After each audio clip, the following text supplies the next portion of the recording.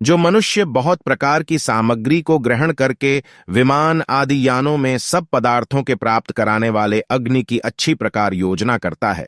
उस मनुष्य के लिए वह अग्नि नाना प्रकार के सुखों को सिद्ध कराने वाला होता है। जब अग्नि में सुगंधि आदि पदार्थों का हवन होता है,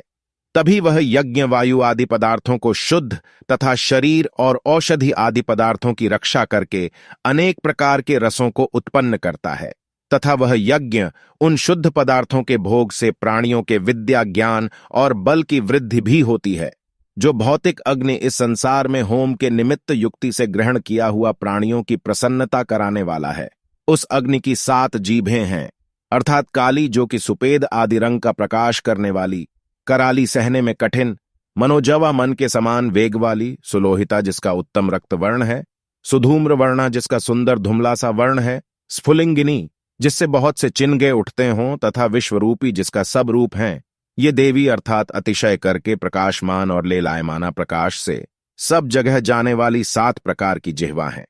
अर्थात सब पदार्थों को ग्रहण करने वाली होती हैं। इस उक्त 7 प्रकार की अग्नि की जीभों से सब पदार्थों में उपकार लेना मनुष्यों को चाहिए। मनुष्यों को बहुत कलाओं से संयुक्त पृथ्वी जल और अंतरिक्ष में गमन का हेतु तथा अग्नि व जल आदि पदार्थों से संयुक्त 3 प्रकार का रथ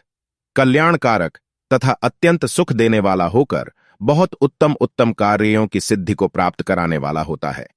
विद्वान लोग अग्नि में जो घृत आदि पदार्थ छोड़ते हैं, वे अंतरिक्ष को प्राप्त होकर वहां के ठहरे हुए जल को शुद्ध करते हैं, और वह शुद्ध हुआ जल सुगंधि आदि गुणों से सब पदार्थों को आच्छादन करके सब प्राणियों को सुखयुक्त करता है। मनुष्यों को अनेक प्रकार के द्वारों के घर, यज्ञशाला और विमान आदि यानों को बनाकर उनमें स्थिति होम और देशांतरों में जाना आना करना चाहिए। मनुष्यों को उचित है कि इस संसार में विद्या से सदैव उपकार लेवें, क्योंकि रात्रि दिन सब प्राणियों के सुख का हेतु होता है। जैसे एक बिजुली वेग आदि अनेक गुण वाला अग्नि है, इसी प्रकार प्रसिद्ध अग्नि भी है, तथा ये दोनों सकल पदार्थों के देखने में और अच्छे प्रकार क्रियाओं में नियुक्त किए हुए शिल्प आदि अनेक कार्यों की सिद्धि के हेतु होते हैं। इसलिए इन्हों से मनुष्यों को सब उपकार लेने चाहिए। मनुष्यों को ईड़ा जो कि पठन पाठन की प्रेरणा देने हारी, सरस्वती जो उपदेश रूप ज्ञान का प्रकाश करने, और मही जो सब प्रकार से प्रशंसा करने योग्य है,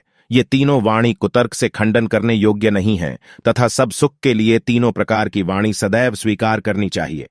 जिससे निश्चलता से अविद्या का नाश हो। मनुष्यों को अनंत सुख देने वाले ईश्वर ही की उपासना करनी चाहिए, तथा जो यह भौतिक अग्नि सब पदार्थों का छेदन करने, सब रूप गुण और पदार्थों का प्रकाश करने, सबसे उत्तम और हम लोगों की शिल्प विद्या का अद्वितीय साधन है,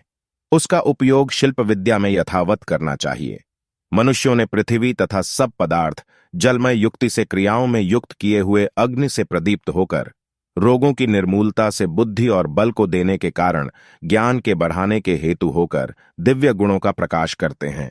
मनुष्य लोग विद्या तथा क्रियावान होकर यथा योग्य बने हुए स्थानों में उत्तम विचार से क्रिया समूह से सिद्ध होने वाले कर्मकांड को नित्य करते हुए और वहां विद्वानों को बुलाकर वह आप ही उनके समीप जाकर उनकी विद्या और क्रिया की चतुराई को ग्रहण करें।